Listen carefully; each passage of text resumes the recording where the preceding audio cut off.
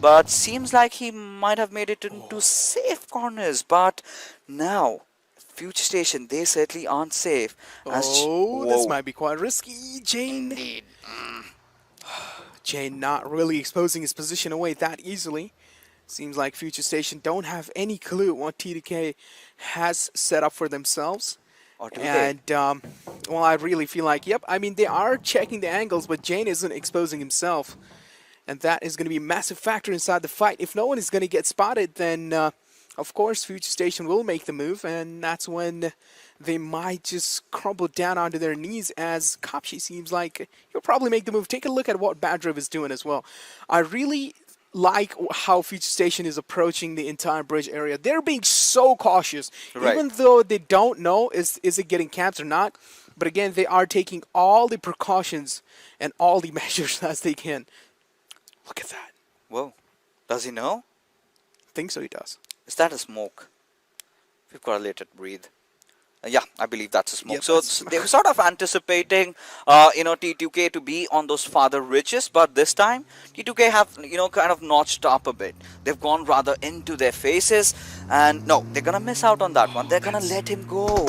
And there we go. All right, he strikes, man. He gets a knock. That's rated for you. He will, of course, get that elimination confirmed. But that's where the fight is finally broken. Sneaky T2K. Of course, Jane hasn't exposed his position away as well, and now he's taking a lot of shots onto Badriv. Badriv barely surviving, but finally taken down as Jane doing an absolute phenomenal job. And seems like, wow, he just completely shook the players of Future Station, because they did not expect him to have such a massive trigger discipline. And of course, trigger discipline paying it off, as Jane going to be the man to almost take down Future Station on their knees. And take a look at what Kopsh is doing. He's quite scared, so of course he's going to be dropping inside the water and doesn't really want to challenge the Alpha Titan over here. So just going to be, backing off and taking the, just showing the white flag. I'm going to back off. I'm going to back off. I am not engaging, because this is a furious bridge camp by the players of T2K. I mean, look at Kapshi. I mean, where does he go? Can't even move. The moment he sort of makes a movement, the sound cues will definitely be delivered. And Tamim, he's out of this territory. He's nowhere visible anywhere nearby. Now, what he's going to do is try and take that, military bridge, not the Novorepnoy bridge. Take the western bridge. Take that longer route, Circle and shift. maybe he'll survive. And Typing using it as a DMR, I mean, when you go full auto, it could be quite devastating. And devastating it is going to be for the side of Seal. They weren't expecting a 1952 to be holding on the bridge, and Killer's going to come rounding in. The guy's a lunatic. He's just going to push on into Magnet, but Magnet is going to get the knock. He is! Killer!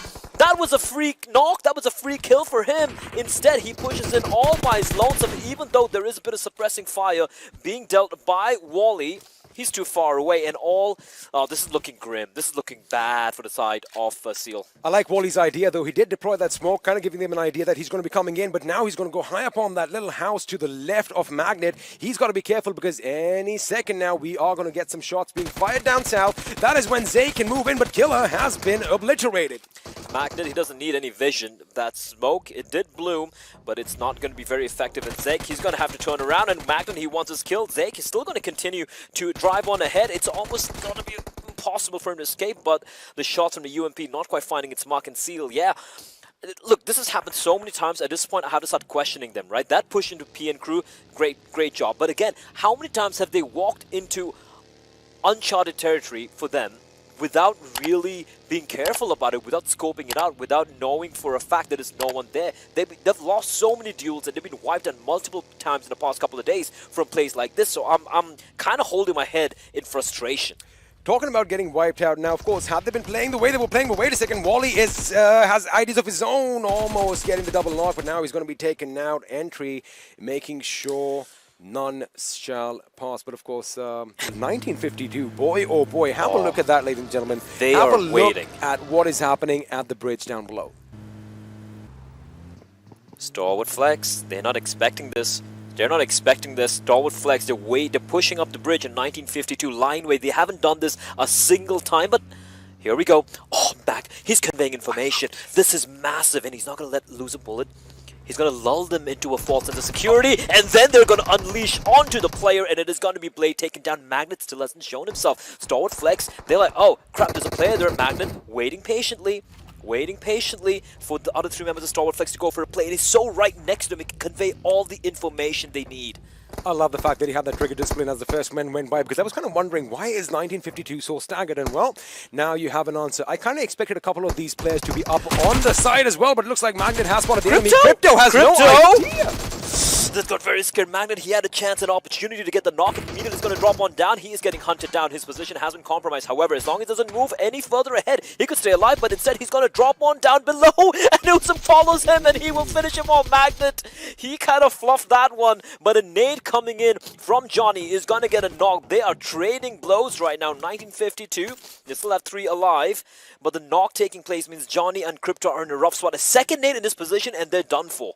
The moment Magnet kind of just gave his position up is when 1952 should have pushed in. So that is a little thing that I'm going to be just, I'm going to bring that out right now. Well, there was Doom. It was getting the kill. In his defense, you got to keep in mind that when he is peeking to the right, he is zoomed in or rather scoped in as well. So, you kind of miss out your peripheral vision. But again, I mean, StalwartFlex, they have kind of recuperated from that nightmare which could have been.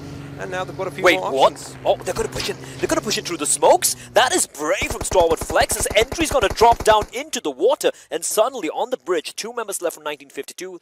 The third member entry, he can provide no support apart from try and swim his way to the bridge where his teammates are located towards as Tawfik and Minor.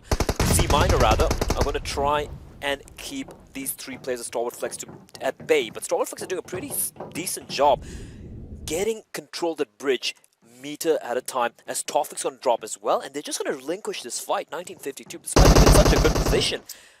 Now the thing is, C Minor over there has a major role if you think about it, because he needs to... A C major role? Yep. Alright, you take over, because you just completely made me lose my chain of thought, because I just kind of laughed at my own little joke right now. I mean, C Minor has a major role. I mean, look, listen, neither of us are musicians. You are actually, you play the bass, so you would get this. Yes, I do. You would actually get that joke better, but C Minor,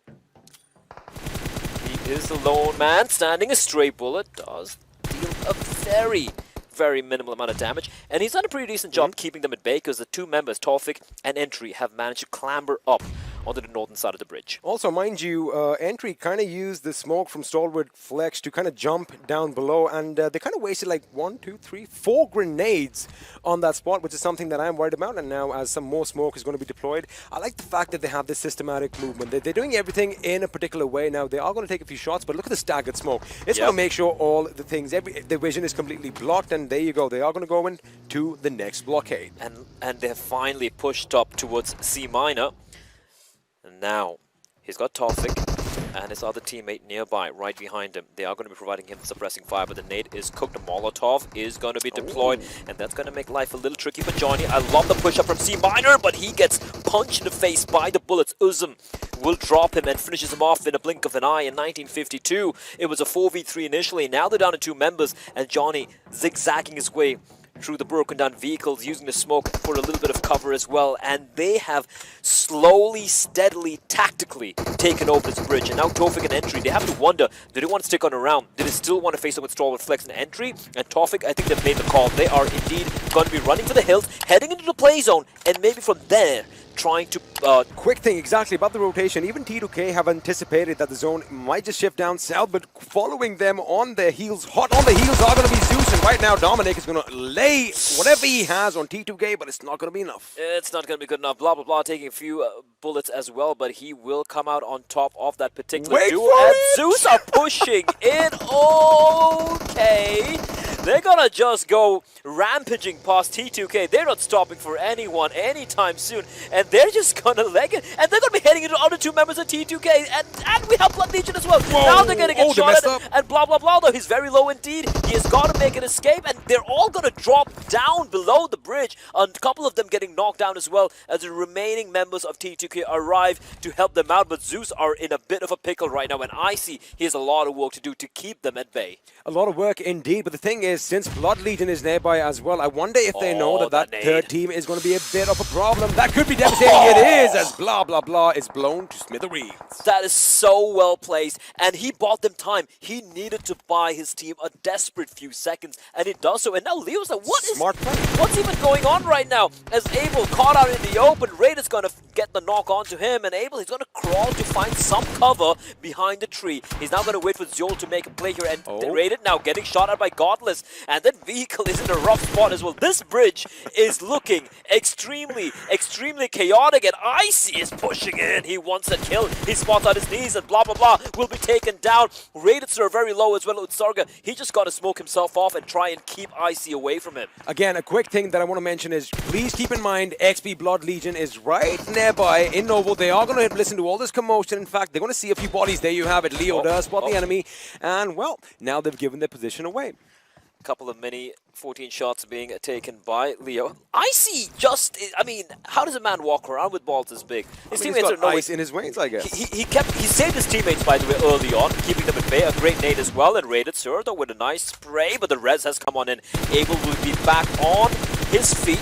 He's going to have a little bit of time to heal as well. Unfortunately, raided Surdo, none of his bullets landing at Godless. He's like daring him. His daring rated to peek him.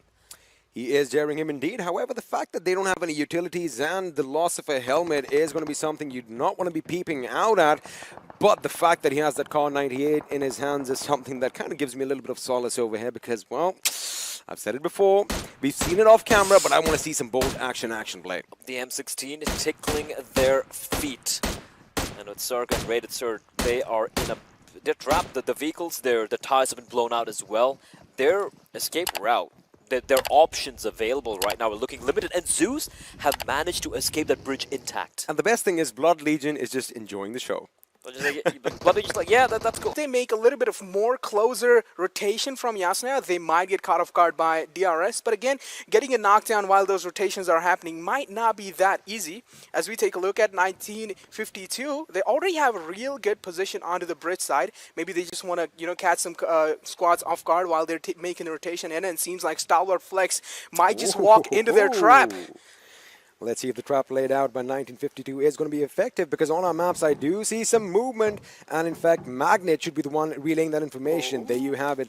They are going to be coming in their direction right about now, and they are coming in full force. I like the fact that they are split up. Here comes the buggy. There goes one. He didn't shoot him. I like the fact that he hasn't fired shots, because he's going to concentrate on the cars behind, and there you have it. He's going to open up. Crypto is coming under heavy fire, and he almost gets knocked out. A bit of a mistake over here by Magnet, but now their position has been given away. Exactly. Now, of course, getting the knockdown onto Crypto, seems like StalwartFlex aren't really having the time of their life, as they have already lost out on two of their players. Uzum certainly is not in a position where he can be retreatable or even revivable by his teammates, so he's kind of a gone case over here. But again, StalwartFlex making that aggression onto Johnny, being the one. Seems like he wants that finish onto him, but Entry going to be there in the backlines to provide the cover. But Johnny, again, kind of struggling somewhere down line. But Entry, he is actually doing a pretty risky move. He's being so risky. That nade is detrimental, taking both of them down. Well, Entry might have an early exit from this game, as Sharp X, the last remaining member from 1952, is coming in, but he's going to be under heavy fire. He gets taken down. One shot did a wonderful job from up top, but of course it is not going to be enough. Now, mind you, although it does look like everything is going in StalwartFlex's favor, there's another team coming in from behind in the form of Future Station. Now, they, of course, have heard the shots. They know there's something happening on the bridge, but the question is, are they going to come in and join the fun, or are they going to go around this particular area? Well, I mean, I really feel like Future Station, Gremlin Storm are actually going to be coming up right behind them, because, of course, this is more kind of like a sandwich situation. They do know two teams are already clashing, and if they manage to get a lot of kills, a lot of exit frags, if it's possible, then Future Station might rack up a lot of points for themselves. They could rack up some points. Indeed, I think One Shot has the right idea in mind. Now, he knew that the battle was lost, and he is the last surviving member for 1952. And again, तो like और share ठोक दीजिए महाकाल का दबाकर like और share ठोक दीजिए 5000 लौटे दिख जाना चाहिए ये 4000 के लिए मैं यहाँ पे नहीं खड़ा हूँ पूरा साल मेहनत करता हूँ आपके लिए बेटा ऐसा नहीं चलेगा लाइक ठोकी दबा के लाइक ठोकिए यहाँ पे देखिए